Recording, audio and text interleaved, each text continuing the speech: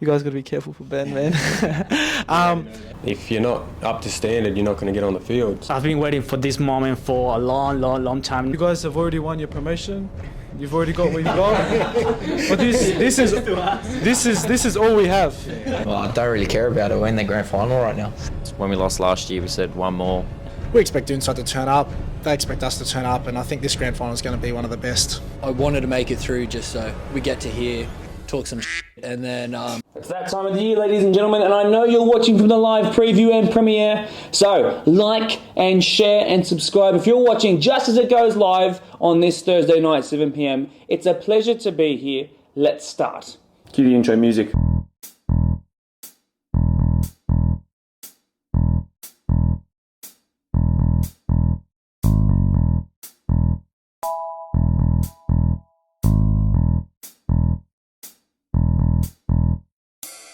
Hello, you wonderful people, and welcome back to the Blacktown Premier League podcast, and welcome to the Grand Final Special. My name is 𝙂𝙍𝘼𝙉𝘼𝙇. It's a pleasure to be here. I'm recording these after the specials have been recorded, and over the last two nights, I've experienced some of the best interactions between the two teams that are in each of the two Grand Finals ever. There were compliments thrown, insults, predictions, bit of gaslighting, and everything in between. What can I promise you? An hour of entertainment. This is the Grand Final Special, as it always is, hosted in our boardroom with the two teams sitting on either side of each other, responding to each other. If you've never seen one of these before, you're in luck. This is about to blow your mind. Thanks to all involved. Let's go straight into it, starting with the first game chronologically, the PL2 Grand Final in first grade between Paulownia and Glenwood, followed by, and I know that you're all waiting for it, the PL1 Grand Final between Ponds and Doonside. It's time to talk to the boys from Glenwood and Paulownia, arguably the two best teams in the comp this season. Only one team in the league really held a candle to Paulownia at any point on the league table this season, and that was most certainly Glenwood, so we are here to find out if the momentum of winning promotion is enough to overcome a Glenwood Redback side, who want a final roll of the dice to try and put a bit of a spanner in the works and launch their 2025 campaign and maybe a promotion push. Let's see what the motivations are like. Boys, just generally, thanks so much for joining me here on this Wednesday night as we look to promote the grand final, and I hope that there's some new faces that get to put some voices to some very familiar names. Paulownia, we're going to go straight to you. I've been waiting to have you back on the podcast for some time now. Taran Yahal, I actually want you to take the mic. Welcome to the show, my friend. You're a massive part of both the Reggies and the first grade team. You've been around this system for a while. And I know you're an essential part of the glue that keeps this team together. So when promotion was sealed many moons ago, was it more of a feeling of relief, or was it more like overcoming hurdles and, you know, those injury issues and a sense of accomplishment? What was it? Was it more the relief, or was it accomplishment? Yeah, so the goal's always been promotion from the very first day. Even last year was promotion. When we didn't get it last year, it was actually like there was a lot of sadness. And then this year, in the middle of the season, everybody knows like Michael was out, Shannon was out, JP was out, and a lot of boys had to step up. Like there was a lot of 20s stepping up. So when we got promotion, like it was euphoric, like to come back into the big leagues, to play with in the PL1 again, because we're all from PL1, you know what I mean? Like PL2 is not something that we've been in apart from like forever. Like Paulownia used to be a state league team, you know what I mean, and NPL3 as well, and there's a lot of history there. So when promotion was reached, like we had a barbecue, beers, everything, like everybody was euphoric, and it was probably like a big moment for the club. And next year we'll just win it again. Yeah, fantastic. Fantastic. And good to know that you sort of understand what it means to be a Paulownia player, because definitely a storied club in the BDSFA. Harriet, across to you. Look, a bad blip of form about midway through the season from Paulownia coincided with some of Glenwood's best form, probably until the run-in, I would say. Just past the halfway point, you went top of the table, but it was only for a couple of days. Look, in early June, you beat Paulownia, but 3 draws and 2 losses from the next 5 games essentially sort of derailed that promotion push. Now, I don't want to be all doom and gloom. One of those games was also the reverse fixture of the Paulownia game, which was obviously then a loss. You get the tough question up first, my friend. Upon reflection, where do you think it went wrong after going top? Why did you guys sort of have that drop-off? Oh, look, really it was the loss of several key players. Pardon me. The loss of several key players after that game for a variety of reasons. Overseas travel, some injuries, and just a breakdown in performance really as a result of that. The lead up to beating Polonia over there with a last gasp goal at the end took us above them, and yeah, unfortunately that team that played didn't play again for about 5 or 6 weeks. Now, Michael, I'll get you to grab that microphone for Polonia. You made a pretty rapid comeback to full health in time for the final push of the season. There is a period of the season, as we've just mentioned, that led up to what looked like Polonia trying to throw away promotion. You guys went through 4 losses in 5 games. You only lost 5 games all season, so 4 from 5 was pretty crazy by your standards. You missed 2 of those losses due to your injury. I'm not pointing the finger at one player as being the deciding factor as to why you win or lose, but what do you think went wrong during that time of the season that led to that dip in form? Because you guys have had injuries throughout the entire year, so it can't just be that simple. So what do you reckon went wrong when you guys went 4 from 5 and that else? I think that the main thing that went wrong was the first round. You've seen that we won pretty much every single game except for one. We established a team and a structure that we wanted to keep for the whole season. So pretty much once we got 2 or 3 injuries, we had to make that new structure all over again. So pretty much those 4 games was us filling out a new team. We're using 20s, we're using resis. We're just re-establishing that new team that we had a base from the start of the season for. So that's pretty much the reason. But it looks like you guys finally sort of figured it out, and you turned that bad form into what's been almost a perfect run into the end of the season. So really, really commendable stuff. Lachie Inns, you really encompass what it means to be a Redback. You've been here for many, many years now. You're one of many family members involved in the running of the club. Again, really commendable effort from all the Inns involved. Unfortunately, last week you were taken off just a couple of minutes after half time in what was a big game. So I just want to know, are you feeling all good? Are you 100% heading into this grand final? Yeah, so a couple of weeks back against Newbury, I sprained my ankle, but coming back, we were just, being a bit tentative with it, not forcing 90 minutes, just to make sure that was all right, but I'm good to go for Friday. Fantastic. I'll get you to big up one of the other Inns boys as well. Ben's had a phenomenal season. He'd scored in the match of the round prior to this year kicking off, but he has really kicked off an individual campaign that is probably going to propel him into being one of the top strikers again next year and beyond. So what do you have to say about Ben's campaign, and how important is he heading into this weekend? I don't want to big him up too much because I hear about it, but the speed he's got on the break as well. If there's ever games where we're really under pressure in our own half, we always have that outlet. Finishing wise, bags goals like it's nothing, right? He's always done that all the way through when he played reps when he was younger, all the way through the Glenwood youth as well, always getting golden boots. I think he's got a couple grand final MVPs as well, which is good. But on his day, really, really good. Harry, it's been a while since the rebuild of Glenwood happened around those sort of initial COVID years. This has been the best year, I would say, in terms of performance since then, especially in the first grade space. Transferring into next year, do you think a grand final win, hypothetically, could help, as I mentioned in the intro, springboard you in the momentum that you need to start strong next season as well? Oh yeah, for sure. Since we brought Premier League back in at the club, we've gradually, or after a couple of false starts, we've gradually started to build up the performances. I made a conscious effort to bring in some of the younger guys from the 21s that were very successful early in the piece, and they have stuck in a few of these key positions for a few years now, and that's, I think, one of the major factors in how we've improved, combined with bringing in some quality players that are a little bit more mature, and that mix, because we're still a very young team, very young squad, that mix, I think, has seen the results we've got this year, and I would be very, very confident that we'll be up there in all of the grades next year, regardless of the result on Friday night. Aiden and Adrian, you two boys have played everywhere in the last 2 years, wing, defence, everything in between. Aiden, I'll start with you actually. Can you quickly recount all the different positions that you've played in the last 2 years? If you could just rattle them off really quick, I've got a second question to ask you. Right back, right wing, centre back, striker for a game. Do you actually think you've do you actually have a preferred position? Do you know what that is, or is your versatility part of the whole package? Actually, playing at this level, probably centre back. I think, I like it a bit better. Where do you think you've played the most this season? Oh, definitely centre back. I've played centre back.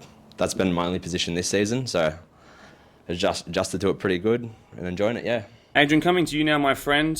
21 starts for you this season on the team sheet for a couple of the reserve grade games as well, but no starts there. But you've been across. That means you've been at the grounds way early. You've been very available this year, which is honestly probably the most helpful thing for Polonia. 4 goals as well is pretty handy considering all the different positions you've played. You're one of the many former Pons boys who have made their way to Polonia over the years. So hopefully you can sort of answer on behalf of them. Promotion being achieved is one thing, but what do you think it would mean for a historic club like Polonia to achieve a grand final win on a big night as well? Oh, it'll be massive because it's what we paid for. We don't want to lose. We just, I don't know, that's what we want to win. That's what you pay. You try and win that grand final. Are you expecting a lot of people from the Polonia community to come out and support you guys as well? Because I can imagine it's been a long time coming for them. Oh, well, hopefully, yeah. So hopefully all the Resi's boys show up, the 21s, because they've been a big part this year. So get the committee down there. Henry will be there, so we'll get the win for them. Fantastic. Ash, I'm going to throw to you now, my friend. A goal to help send your Glenwood boys here when you guys played last week. Run me through that 4-0 over Oakville, because look, a 4-0 is a pretty convincing score, and it's pretty damning, in fact, for a semi-final or a grand final qualifier, if you like. Talk me through how you guys won the penalty, your penalty, and we'll go from there. Very tough game, if I would say so myself. From the first half being 0-0 until around about 5 minutes left of the first half, and then pretty sure we backed 2 goals. Yeah, 2 goals. One, I got pretty lucky with this volley to Luke, and then Ben pinched the goal, and then another quick free kick from me, and then to get another goal from Ben. You guys got to be careful for Ben, man. The penalty, it was early into the second half, but then I did remember vividly Luke telling me, saying it's not over yet. They're going to have one last push. After that third goal, they did we broke them down pretty comfortably, and me personally, I enjoyed the way I played, it was a top performance from all the boys. Everyone put their shift in, and we deserved the win, and it was a very comfortable win. Yeah, really well recounted there, my friend. I'll continue on with you, actually. You made the jump up from 21s this year. You're still 21s eligible for a long time. I would say that this is a breakout campaign for you of sorts, probably best highlighted by that recent hat-trick versus the Newbury boys. Obviously, you want to keep up that form into the finals, as you did last week with that goal. But I want to know, I'm going to bring up something here that might be a bit annoying, but are you more hungry to snag a win over Polonia because you haven't actually had the chance to start against them this year? So you've actually been on 5 team sheets between 21s, reserve and firsts. You've come off the bench in those 2 first grade games, the win and the loss. But maybe you had the chance to start this weekend or this Friday night. Are you keen to show them what you can do over 90 minutes? Yeah, 100%. I think my introduction to that first game that I came on with about maybe 10 minutes we won that game. I'm ready to show them what I'm about and show everyone that's about to come down and watch what I'm capable of. And look, I've come off a very big layoff where I haven't played football for about a couple of years. So this season has honestly made me enjoy it 100 times better. And all I'm going to say is just wait till Friday. I've been very prepared mentally, physically for this game. I had that Polonia game, got injured with my back, missed out. Like you said, four games coming off the bench. It was just me and Harry managing my injury. But yeah, very excited for Friday night. So yeah. Very interesting to hear. David Cullen, welcome to the podcast, my friend. Promotion has been achieved. Polonia and its players are big time once again. But we've seen in the PL2 in the last couple of years, the promoted team can occasionally drop off when they know they're going up. You guys got promoted very, very, very early. Now we're here into the grand final. Obviously, it wasn't an issue last week. How can you be sure, and what is keeping Paulownia motivated to go again for one more game this season? Well, pretty much it's, if you're not up to standard, you're not going to get on the field. So the boys know now that if you're not good enough to make it on the field, you're going to sit on the bench, and we will do it. I mean, I was playing resis for the whole start of the season. I only came in from injuries, so I know what it's like if you're not playing a standard and eating pizzas every week. If you're not fit, you don't start. The best guys go on the field, and I think PL1 is just going to be 100 times harder because it's harder competition, and there's going to be obviously more faces coming down now that we are in PL1. There's just going to be more competition, better team, harder to get on the field, and it's just going to push everyone to actually want to be on the field. What was the message from Henry and the club as well, or maybe even from each other, some of the other fellow senior players in the team? What was the message when you guys had achieved promotion and you still had to finish the season? Was it and compete in these finals? Was it like, obviously it was celebrated, but what came after that? I think like everyone was obviously very happy. That's what we wanted. That was like the main goal. But the grand final win, I think the boys are so hungry to get that we sort of pushed the promotion a bit to the side to keep focusing on what we needed to do to finish the season off and do. We've led pretty much most of the season, so we want to lead and win the grand final to make it pretty much clear to PL1 that we're coming with competition next year. Not, we're just going to come lose a final and then try and make it in PL1. Michael, I'll get you to take that microphone off the back of that. There's a lot of guys who are away, not because of injury, but because they're on holidays early or they've just been married, bless them. Good on them.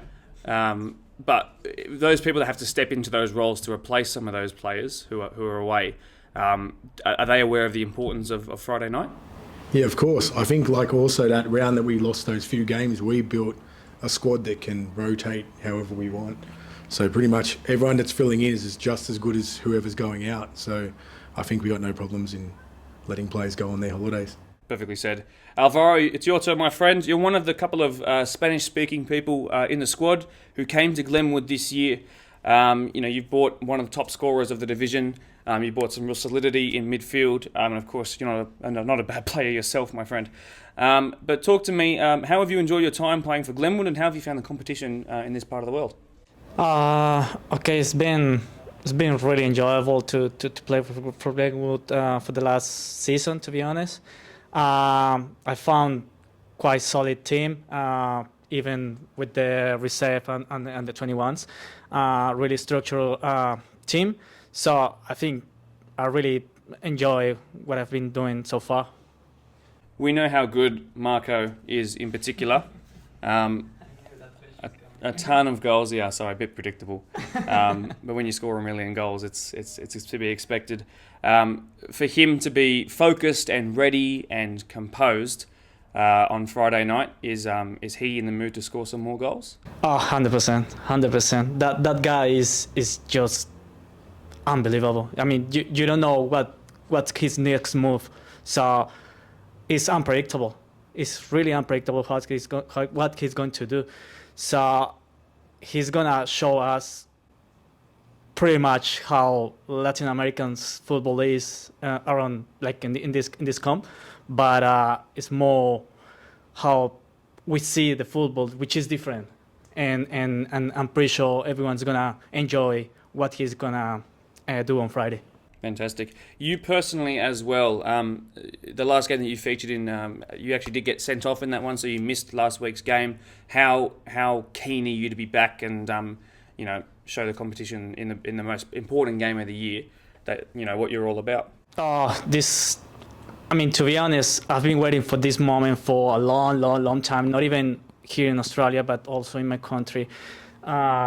So I've been waiting for a final, and especially like at this point where everyone is watching, it's going to be a huge party from both sides. So I'm really keen, and hopefully we can, show the quality Glenwood has right now.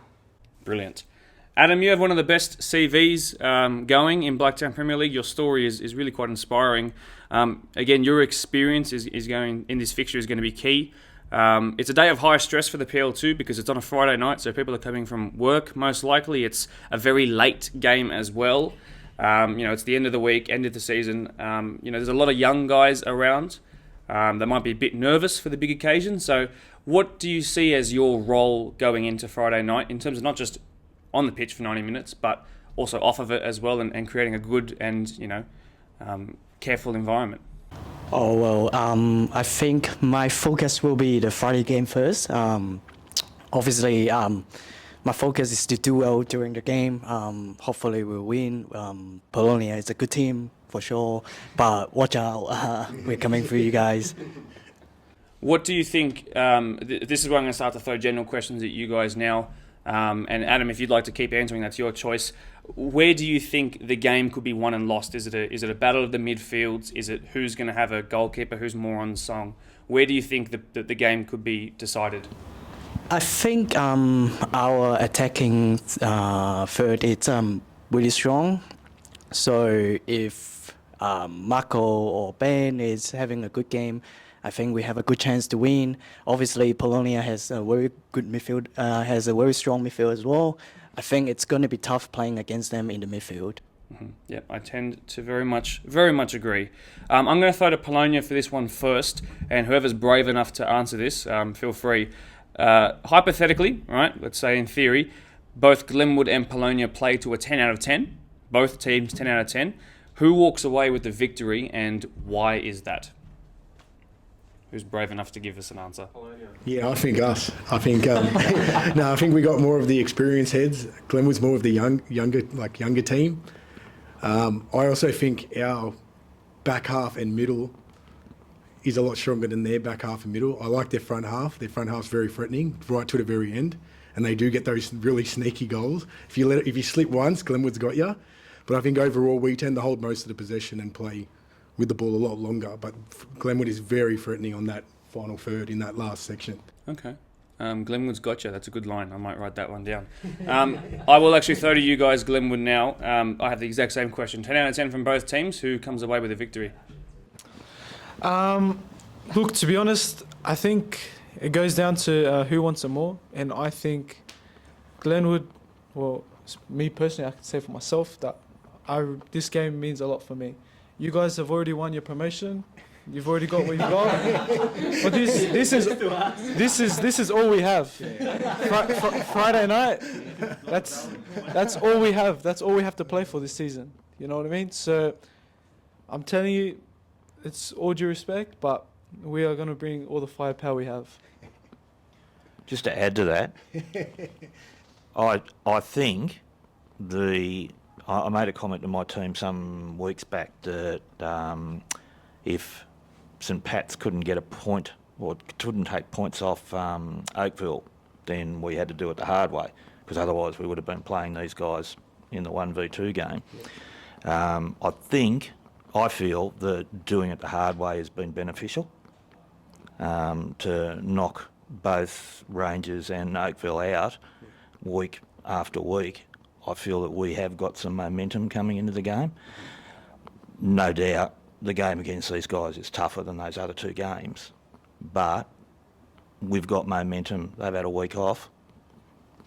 Bring it on. You actually must have looked at my questions before I asked them, because my next question was to, again, any of the Polonia boys. You've had a week off. First of all, what did you do in that downtime, and how have you made sure that you stay sharp? Yeah, I didn't go train. No.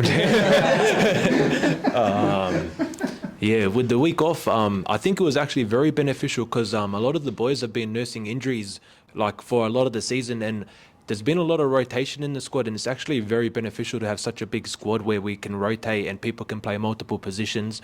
And if anything, I think it's going to make us much stronger, because I think the past 5, 6, 7 weeks, not one player in that starting 11 hasn't had a little niggle or a little injury, and that week off gives us time to reflect, time to get our tactics right, get our injuries sorted, and just come out and pump these boys. Just a quick show of hands from Polonia's end. Does anybody that was sitting here, or does anybody that knows someone, go and watch Glenwood's game versus Oakville? Did anybody go and have a little scout? And I got one thing to say. I was sitting on the bench, and I was turned around and I watched Glenwood and against Rangers, and I'll give it to this man sitting over here who was doing absolute madness. He was like tearing up Rangers. Yeah, and it was good to see because the Glenwood boys on the bench were all jumping in and like having a laugh. It was really good, and I'm excited to see that atmosphere because we'll be doing the same on Friday night. But anybody else want to say anything? What was the question? Just about what you might have observed from their game last week or the game 2 weeks ago even. Personally, I think Oakville was broken from us the week before. They were never really going to give a good crack anyway. Like, that injuries. And, like, to be fair, like this, in all honesty, they're playing their first grade in reserve grade. They got guys jumping up and down. They got drilled like the week before. We ran them around. They were walking at the end of the game. I think 1.1 player was on the other end of the field still walking back, and player was at the box. And he's not even meant to be there. So I think, yeah, in reality, it was a given up game. We don't give up any game. So I think it's going to be completely different with us compared to any Oakville or Rangers, really. Yeah, I was wondering if some of the chats that come through in our live streams would into this. Yeah, I want to say one thing, but I remember the game that we played at Glenwood. It was the last 20 minutes, and from watching them and being on the field, what I would say is the Glenwood midfield, the rotation is like very, very good. It was the last 10, 15 minutes, and you got the 6 making deep runs into the box, the 10 checking into the 6 position, the wingers pulling out wide, creating a lot of space. So they're very well drilled tactically. And I got to give a lot of props to that because a lot of the other teams in the comp aren't like no disrespect, but some of the other teams are just out there to brawl. But whereas Glenwood, you want to verse them, and they play good football. Like, it's good to see. And it will be not just a game of football, but it will be a tactical battle as well. Brilliantly said. Really, really well said. Glenwood, I'm going to throw to you. I'm running out of questions because they're being answered before I ask them. But Glenwood, you have to stop what is likely, if they're both fit, touch wood for them, a strike partnership of Lachie Nixon and Emmanuel 𝙂𝙍𝘼𝙍, who's combined for more than just 30 goals, and that's not even counting assists. So 30 goals in the league plus. And it's a 2-striker. If they're still going with that, I haven't watched you guys in a little while. That's always difficult. It's not quite what most teams play with a 3-man midfield and a 3-man attack. So what can you reveal about the plan to stop the most potent front 2 in the league? I mean, do you want to say anything? I was going to say we can reveal absolutely nothing. Yeah, not going to reveal any tactics or plans out here. But I mean, we approach the game the same as we did the other games. We get in, we get stuck in, and hopefully we get the result. That's all. One thing you'll learn, Harry, is I love to just probe just in case someone slips up. So I'm always going to ask. Polonia, I'll throw to you before I do ask for each side to give a prediction for the match. You're coming up against a team that had the equal second best defence in the comp, equal second best with Parklea, by the way, interestingly enough, so a good season from them as well. But they're also quite handy going forward, as we've talked about. They only conceded 3 goals, more than you guys. That would have been decided when you guys faced each other. Really, there's a little bit of a swing there. So you're coming up against a team that can defend really well, and they'll rise to the occasion. Do you think so? How do you? What's the? Again, I ask you guys. I'm going to probe anyway. What's the way of getting around their pretty solid back 4? I think it's doing what we do all season. I think we've asked when we play the ball small and we build up in that final third. I think that's when we're the most dangerous. I also think, Emmanuel and Lachie, sometimes they just pull goals out of nowhere. So sometimes we get really lucky really early and they just score. When they're on, they're on. If you see the spring in Emmanuel's step, he's on, and we're scoring really early. And then Lachie's got those ones he pulls out of the bag out of nowhere. He looks like he's doing nothing, and then next thing you know, he's popped out and he's just pinged it in the top corner. So, that's what ours is. We're pretty unpredictable. We can come out firing real quick some days, and then some days we might have to earn it. But I think it will come. All right, Aiden, and then I'm going to give it to Adrian as well. I want your prediction. This is not the 10 out of 10 question. This is just genuinely what you think is going to happen in this game. If you want to pick a goal scorer or when it's going to happen, you can feel free to do that too. I reckon we'll get up 1-0, be a tight game. Both teams be pretty strong, defensively. So 1-0, and then Mike will probably score and rub it in our faces. Adrian will score. And I'll give it to Mike. 1-0. All right, Adrian, what about you? What's going through your mind at the moment? I'll say 2-1. Yeah, Mike scores the winner. He owes us. All right, Glenn, I'm going to ask Alvaro and I'm going to ask Adam as well. What are your predictions for this game? I think it's going to be 2-0 winning, and that's it. I think it's going to be 2-1 our way, hopefully, and Marco score a bicycle kick. Very specific. Are you going to give me an exact minute and second as well, or what side of the pitch he scores on? Probably he likes to score towards the end of the game, probably 89 minutes. Yeah, kill off the game. Well, 2 games that have already been decided by a single goal. Wouldn't be surprised if we see something similar in the final as well. Boys, this has been a thoroughly entertaining evening. Very, very, very much appreciative that you're all here, and the way you grew into this podcast was fantastic. Our viewers are very much going to appreciate this. Again, if you are viewing and you've enjoyed what you've seen, what you've heard, if you are now even just slightly more keen for the Friday night grand final, don't forget to like. Do not forget to subscribe if you haven't already. But boys, thanks very much for being here. It's probably going to be the biggest podcast we ever do in the history of Blacktown Premier League. Tonight, 7 representatives from either of the 2 grand final sides of 2024. It's a repeat of 2022. We'll see you there, 7 p.m, Blacktown Football Park this Saturday night. Guys, thank you so much just generally for joining us. We're going to go straight into the questions. Ellie from Ponds, you're holding the mic. I want to know, you got the worst question to start the day. You guys dominated against Creek. You deserved to win statistically, but you scored 1 goal, and I've heard some murmurings about that goal. Can you please tell me, what do people say? What are people saying? And what do you think about that call being offside, not offside? Well, I don't really care about it. We're in the grand final right now, so to be honest, it was just clearly onside. We've got the VO, so it was onside by 2 metres. So it is what it is. People want to say, but we dominated that game. Felt like we had like 20, 30 chances. We ended up really frustrated, but that was their game plan. They set 5, 6 players behind the ball, but eventually we stayed patient and we got the job done in 90 minutes. Fantastic. Glenn, I was genuinely interested to see in the match of the round, you dropped Maury to the bench because I thought that that might sort of upset the strike partnership that you've been forming over the last couple of months with that 2 up top. Who would do the hold-up play without him? That didn't end up being the case. Marcus and 𝙂𝙍𝘼𝙉𝘼𝙍 obviously went crazy that game against Mariong. Now, you're a striker by trade back in your day, so what instructions, what advice do you give those two, considering it was the first time they'd start together in that role? Because they certainly got the better of Mariong's defence. I don't really have to give them too much instructions. They're talented enough to do what they do up front.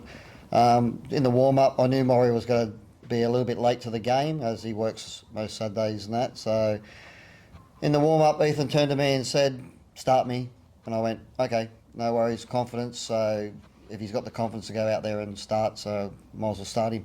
And he proved it in the first minute, hit the post. It would have been a cracking goal if he scored it. So, yeah. Well, actually, let's just throw to you really quickly off the cuff here. How are you feeling? Yeah. How are you feeling heading into this weekend? How's the body feeling after 6 weeks living it up? Body feels pretty good at the moment. Still struggling with a bit of an ankle problem from a couple of months ago, but yeah, just working to get back properly and ready for the weekend. Pass it to Marcus. Marcus, you're sitting across from the man who took the golden boot off of you on the last game of the season. So before we do go to Dodd, do you see this as a chance this Saturday to get the ultimate last laugh in the final game of the season? Oh, 100%. Like, at the end of the day, we'll go and win on Saturday, and that golden boot will basically mean nothing. Now, you obviously talked a lot of talk in the build-up to that game, but it looks like you're a man who keeps his word. You didn't score on that day, but you played quite well. But how would you sort of rate your performance, and were you happy with it? To be fair, I was actually pretty disappointed with how I played. I felt like I didn't get involved enough, but with the amount of strapping I had on my ankle, I wasn't shocked I couldn't do much. So, this weekend I'll probably have the same amount of strapping, and hopefully I play the 90 minutes and go out there and score a couple goals and go and win the game. Dodd, you're the golden boy in your debut season back in Blacktown, I guess you could say. 7 goals on the final game of the season to clinch the golden boot. That's pretty unheard of. That's 25 in the season, plus 3 in the final series so far, plus 4 if you include the cup games as well. 32 in the first season in Ponds is very, very impressive. Let's go back to round 18 up against Quakers Juniors. That's a dream final day moment, or 7 of them, for you to cherish for a long, long time. But what did you eat for breakfast that morning that set you apart? What did I eat for breakfast? Nothing crazy, just the standard stuff. Probably boys wouldn't expect it, but just some peanut butter and toast and banana. That's about it, Nothing crazy. There's the secret.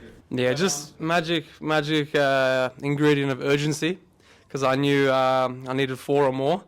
And then there was some rumours Marcus was or wasn't playing, so I thought, you know what, I'll do what I can do. if I can get 4 or more, it's meant to be. If he scores, then he scores. Good on him. But it just worked out this way. First goal didn't come to about, I'd say, 1/3 of the way through the game. So were you at all stressing? Because most of the goals came in the second half. Yeah, I think I know why. Because Ethan was there and he was doing some voodoo or something. I don't know. As soon as he left, the goals started coming. I don't know. He's probably texting Marcus, "Nah, this guy's rubbish. He can't score." But as soon as he left, they started coming. And you know what? It was just getting a bit silly. A few of the highlights, it was just going top corner and stuff. But I can honestly, the boys helped me a lot. They were just feeding me, and it was just a good day for me personally. Well done, mate. Congratulations to you. Jaden, grab that microphone, my friend. Dooney are 1-0 in grand finals against Ponds, obviously going back to 2022. Last week during the Marion game, I made a comparison between this Dooney team and the championship side of 2022. Your team has actually changed a decent amount in that time, but so has Ponds. A whole new front three almost, newish names in midfield and defence.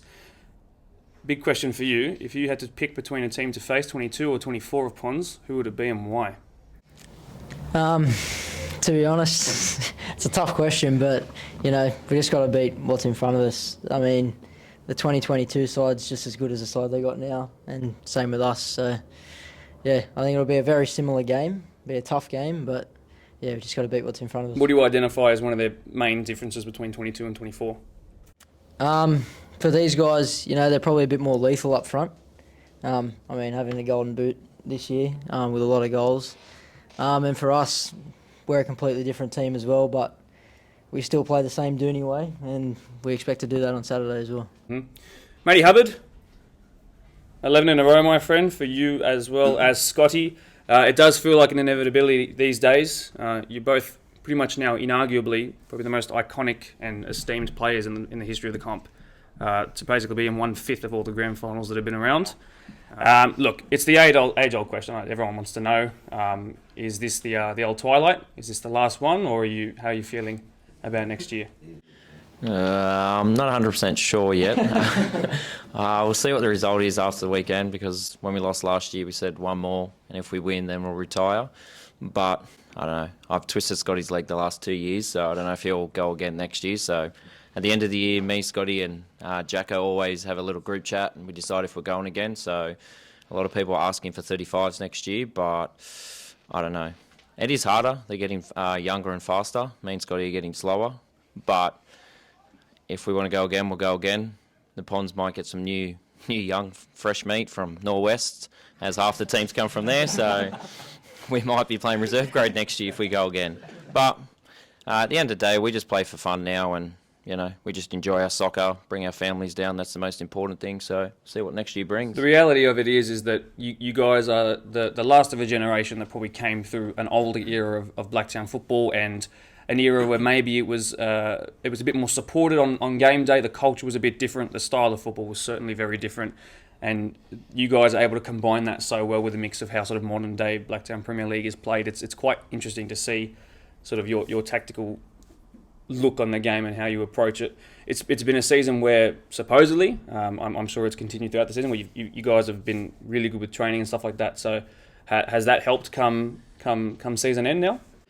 To be honest, it's probably the first time in the last 11 years I've actually trained probably more than 50% of the season actually, which the boys could back up. I normally only maybe go to 3 or 4 in the whole season, but this year, I don't know, so we've had 20 sessions, I've probably been to 11. Doesn't mean I've actually trained, but I've turned up, talked for an hour and then said to Ellie, see you later, I'm going home. But yeah, probably body-wise, myself, I feel a little bit better because I've actually attempted to train this year, yeah. Fantastic. Scott, I'd like to follow on from that, if you could grab that mic. It was over half a decade ago where you guys, a couple of you up and left from Doonside. Now there's been a Cotton Cup win, which was really fantastic, not just for the club, but for the whole of Blacktown Association. There's a club championship thrown in there, and probably some more before we even used to count it mathematically. A lot of deep runs into finals and some exceptional, nights in the Oz Cup, which obviously Jacko reminded us about last year. And obviously Jonas Bradley Reserve has great pull when it comes to those nights. But in the time that you guys have been at Ponds, this group has won the one grand final. And in that time since leaving the old club, Doonside's also been able to make a comeback and win the grand final. So you guys are at 1 each. Now, difficult to sort of put into words, but does it feel like, even with the Cotton Cups and that sort of thing, when it comes to grand finals, does it feel like you were more successful at the previous club, and does that make this game more important considering who it's up against? I only look at it from my personal point of view. We've had a lot of success and a lot of failures. As Matty said, we've played in 11 straight grand finals. Actually played in one in 2009. I think I played with Glenn, and Jake and Jaden walked us out as the ball boys, so that's how old I am. So I don't look at it like where I had more success and more failures. I think I've had plenty of success at both clubs. The grand final win here was huge because there were a lot of people death riding us when we moved over from Doonside. And it felt like if we didn't win that grand final, we would have absolutely copped it. And then the grand finals we've lost here, I feel like we really didn't turn up. It's not like, don't get me wrong, we're beaten by a better side. You know, when Doonside beat us and last year when Marion beat us, just lapses in concentration, and particularly that Doonside grand final 2 years ago, I thought that we sort of probably played it in our heads all week and probably thought we were going to walk out and get it. And Doonside obviously weren't just going to give it to us, and I think a few players forgot about that. So, yeah, I guess we can use that motivation heading into this game, but we expect Doonside to turn up. They expect us to turn up, and I think this grand final is going to be one of the best. Ethan, you were the 2022 grand final player of the match in a lot of people's eyes, certainly mine. Assist, goal, you nearly score a crazy one that we've already talked about in the opening 65 seconds against Marion. Then eventually you did score. You're back on song right in time for the grand final. Is this, I know that we've just talked about this romantic tale of maybe being the last one for some of these boys, but are you in the mood to spoil some party? Oh, of course, always in the mood to spoil a party. I love a big occasion. Actually, that 2022 grand final, Jaden and I were both going into streaks. Jaden never winning a grand final and myself never losing one, being 6 from 6. And I'm just hoping to keep that streak alive and not break it this weekend. Tony, former Pons, left on great terms. No one's got a bad word to say about you unless it's about your hamstrings. How disappointed are you not to be involved, firstly, but what's some insight you can maybe provide your boys before they go off to face off against Pons? Look, with our team and the way our squad's played all year, I think it's just sticking to what we've been doing and what's been working for us. Kind of doesn't really matter what team we play against, as long as we play our style. Like, the opposition's the opposition. If you don't fall into their traps and you set your own, that's how you win games. That's how you beat other teams. And they are a great team, but so are we. Sorry about that. But we've got a good squad. The boys are gelling more and more each week, and we got both grades, like our resis as well in the grand final too, and just shows how good of a club we are. And just good all around. Should smash them. Should be good. Sammy, hearing something like that, do you, knowing that they are in, both a reserve grade final, they were bordering on a 21s final as well, and they're in this first grade grand final. Obviously, that hasn't amounted to be the same on Pond's end. Does it make you, sort of the same question to Ethan, does it make you want to spoil that party as well? Oh yeah, we're here to win it too. I know some of the boys in Doonside, I know Kyle, Ryan, played with them when I was young, Daniel, they're all good. I respect them, they're all good players. Some of them are really good, the ones sitting across from me. But man, as I said, our squad's good too. I feel like the last couple of weeks we've really dominated games. We've been in there attacking wise, defensively wise. We've kept the ball. I reckon we will spoil the party. Sorry lads, but we're there to win it too. So it's not going to be an easy game, but I think it'll be a very good game. I think it'll be very entertaining. So yeah. Marcus, I'll throw to you actually, just another one off the cuff. What's your biggest motivation going into this weekend? Is it wanting to have a big moment in front of the crowd? Is it wanting to do it for the club? What shines out to you as the big reason why you're fired up for this weekend? I'm actually mostly fired up, especially to versus Pons. Before the Marion game, I wanted to make it through just so we get to talk some shit, and then go into this weekend and I can back up what I was saying on the sideline in the semi against them. I didn't play that game, and I was pretty disappointed, and how it all ended was pretty disappointing. But we went and beat the minor premiers on the weekend, so this should be an easier walk in the park, really. So I'm ready to go just to show who's best, really. Dotty, it could very well be decided by who takes their chances on the night. I think it's been a season where very, very few teams have been able to sort of keep. I mean, only Marion really did have less goals conceded than games played. So it's been a year where it's been dominated by attacking lines. Obviously, you're someone who gets a lot of chances in a game. You've shown already that you can score 32 goals in a season. So how important is it for you to keep your composure, especially hearing all this sort of stuff? Like, how important is it for you to keep your head on a night like that when you could have a moment where you get 2 pens, for example, to send your team through? Yeah. Hopefully we don't need penalties. We just score off open play. But yeah, I mean, honestly, like me personally, I've been craving a grand final win for the past few years. Last 2 years I've been at Northwest. We've won the minor premiership, but then haven't won the grand final. So for me this year, when I came across and spoke to Ellie, he said, what the project was, and that's to win trophies, and I want to win that grand final. The golden bit was a bonus, but ultimately, the club deserves trophies, and that's what we're here to do. We're here to bring that grand final win and have a good night afterwards, essentially. Tay, I wanted to have you on the podcast for a long time. It's been a while since the last time you got to feature on.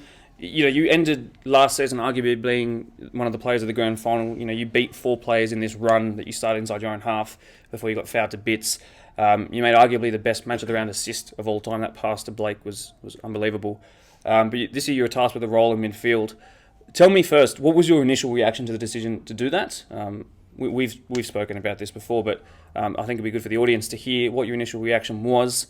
But how satisfying as well has it been to become, one of the best midfielders and one of the best individual performances in midfield this year?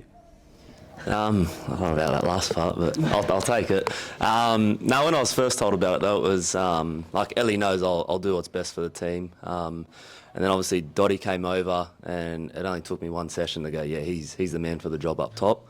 And he's proven that this season too. It's been, I think, the best fit for our team.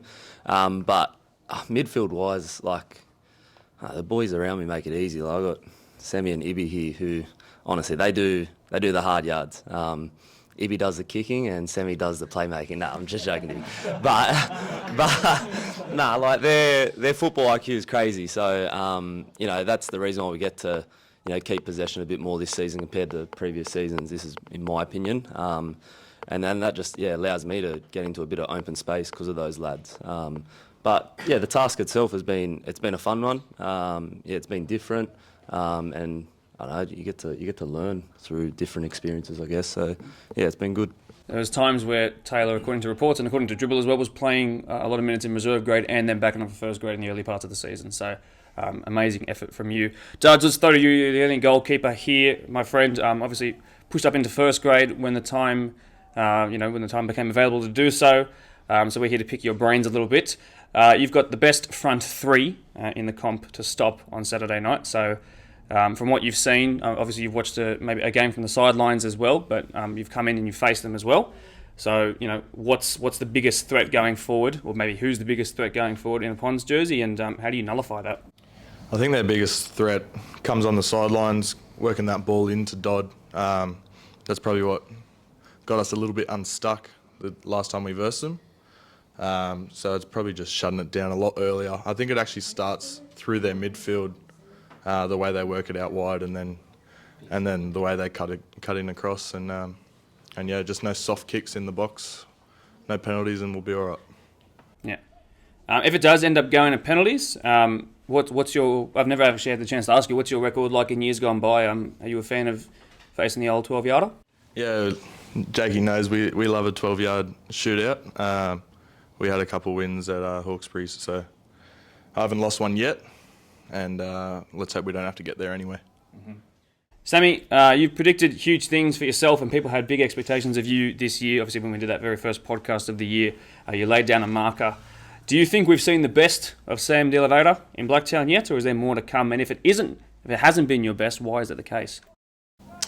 I'm not going to make excuses or anything, but it's hard when you, like for me, coming into a whole brand new squad, like not knowing anyone, and the first couple of games, it was a bit hard to just into the way the boys played and whatnot. But like I felt like, having Dodd, like Curry, Skirt, and still like whoever comes off of the bench, still very good. But it's hard, like being that number 10 for a little bit felt like wasn't touching the ball as much. So towards the end, I spoke to Ellie. I was like, man, maybe it might be better off for the team if I just like drop further back, get on the ball, then start play, and having a swap with Taylor. Like I feel like that's actually it's been huge. Like we've actually controlled more ball, like more confident breaking those lines, than having that third option to like playing behind, with the fast wingers and Dot up top. But also allows us it just lets us move the ball left to right. So in saying that, like, I feel like if we did move earlier, then I would have probably, brought more to the table. But in saying that, it's grand final time, so it's still there. Well, you're certainly finding form and at least finding the position that works best for you and the team at the right time of the season. Jake Taylor, welcome back to the podcast, my friend. Ring of fire for you, though. 9 goals conceded in the 3 games against Ponds this season. It's not a great record heading into the grand finals, unlike you guys in the last couple of seasons too. So what's the key for you, Jaden, Jordan, and Liam to lock it up? We know Ponds.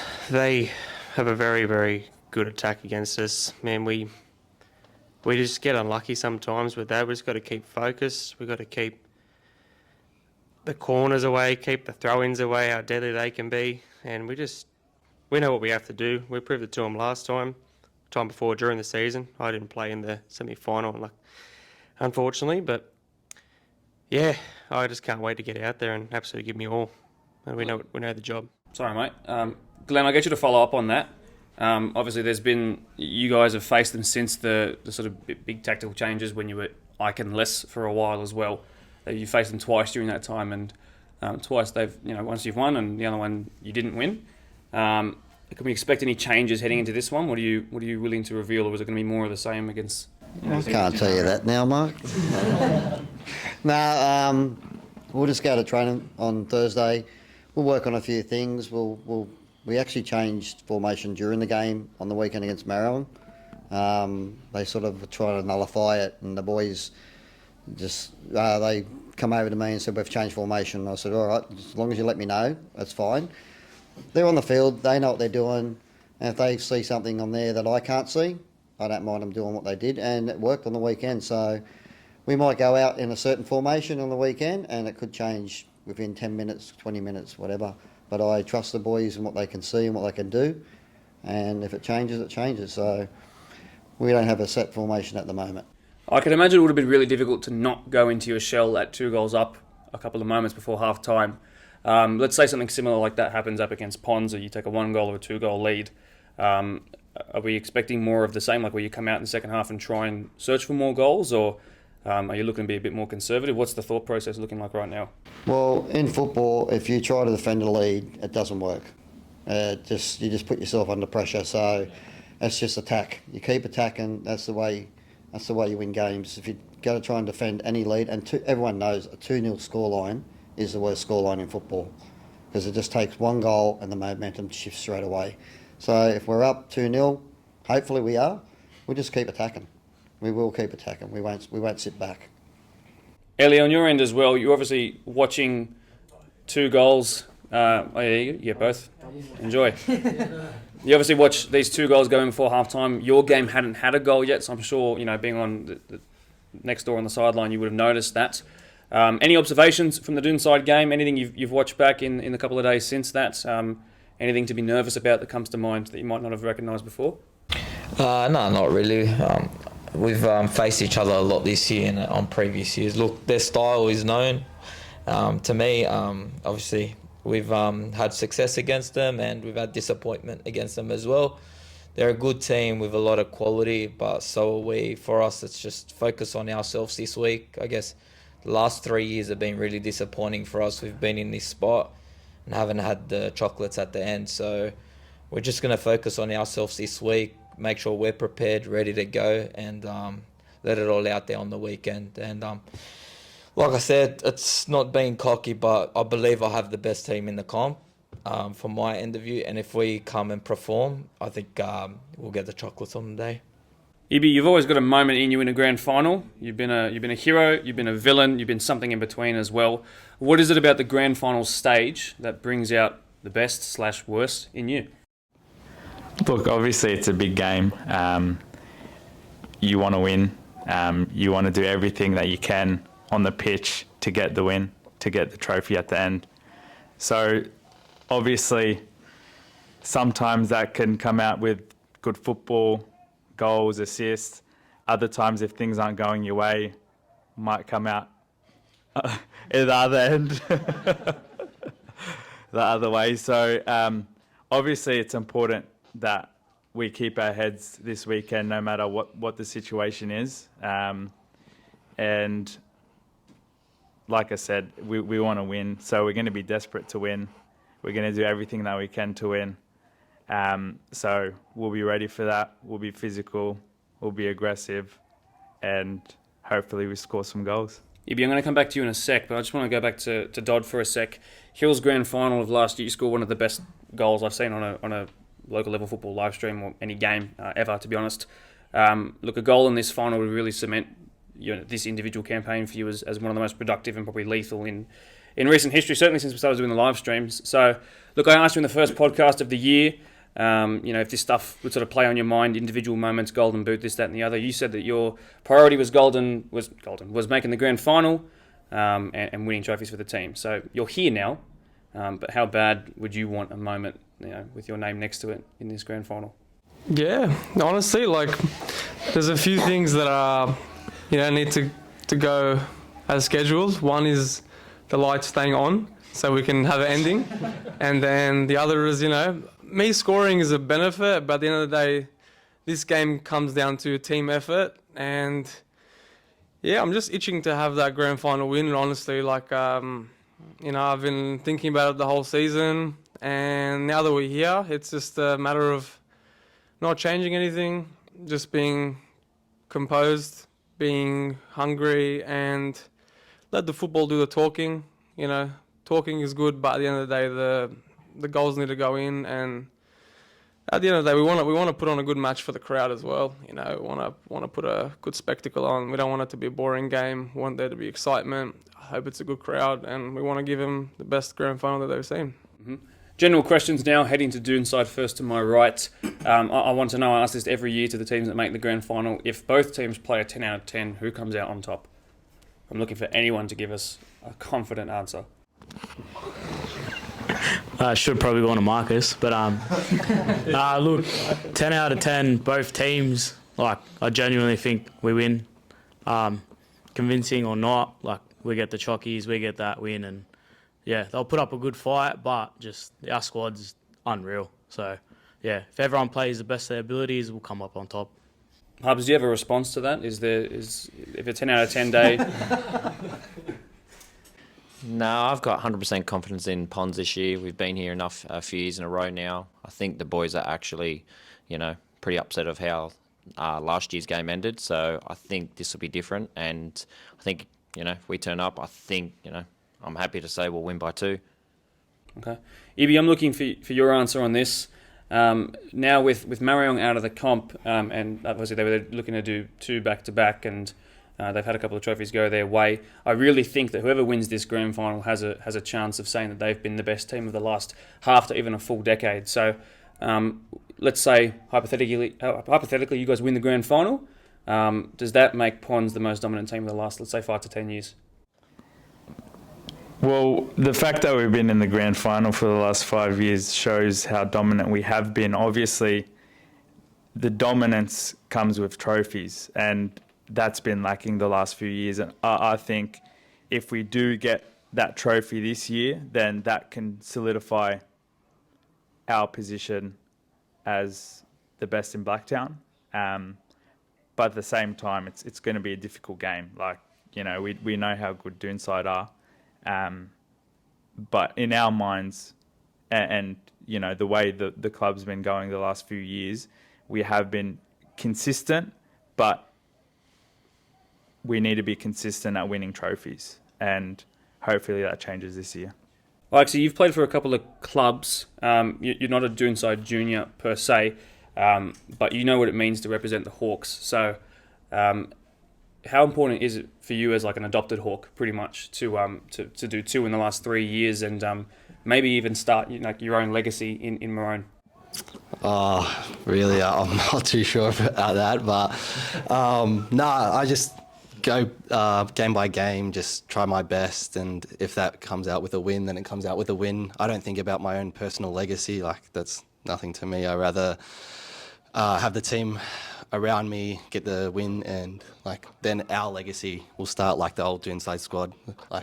As Jaden said in the last podcast, that when you compare the two, I don't think we can compare the two, but we'll definitely try our best to. For sure. Yeah, probably did mean more the team legacy and Doonside legacy, but yeah, I'm glad you've clarified that 100%. That's fine. Scotty, I go to you. Is the hunger still the same as it was 2 years ago, 5 years ago, or is it even greater after what happened last year and wanting to just make amends for being so close? It's never been so strong. Probably took it for granted when we won that 3rd in a row. It's like you just turn up and expected it.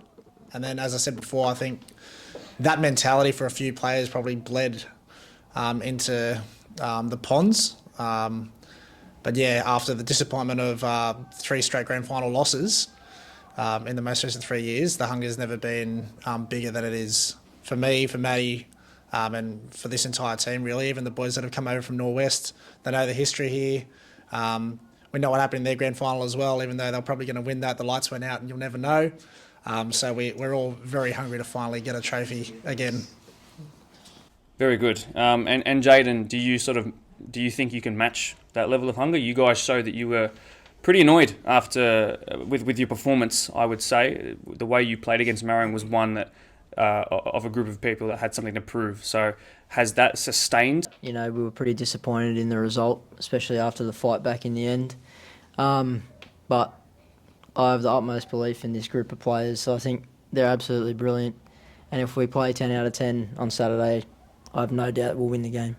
Final question. It's going to go one to either side. You both have a chance to answer. We'll go to Ponds first. I'm looking for someone to give us a prediction in terms of the scoreline. And if you want to throw in a goal scorer or when the goal is scored, why not? Who's brave enough to give us a prediction? Give me captain. Skirt 90th minute. I got 1-0. 6-5. Probably just make it exciting. No, I'll go 3-1 Doonside. I can double Marcus one. Okay. Well, very appreciative to these guys, and a lot of guys, in fact, for giving up their time on a Tuesday night. It's not easy for everyone to get here and coordinate this, but obviously if you guys have been appreciative of what you've seen and what you've heard, please do remember to leave a like, subscribe if you haven't already. But to these guys, thanks very much for being a part of it. Wishing you both the best of luck heading into this weekend. I'm sure you're going to give us a great show. Big, massive thank you to the 24 combined players and coaches from both the PL1 and PL2 recordings that came here in the last couple of nights. They drove from all corners of Western Sydney football to give you some high quality entertainment, and my word, was I entertained. I am so excited for these grand finals. You have no idea. I hope you are too. If you enjoyed, like I said, like and share and subscribe, do all of the above, because these guys went above and beyond for you. They deserve it. So like it for them. Make sure you're here Friday 8:30 p.m, Saturday 7 p.m, and all I can say is enjoy the show. It's been a pleasure to do the Grand Final Special for a 3rd year running. My name is Mark DePoli. Thank you for tuning in. Like, share, subscribe, and cue the outro music. Mm-hmm.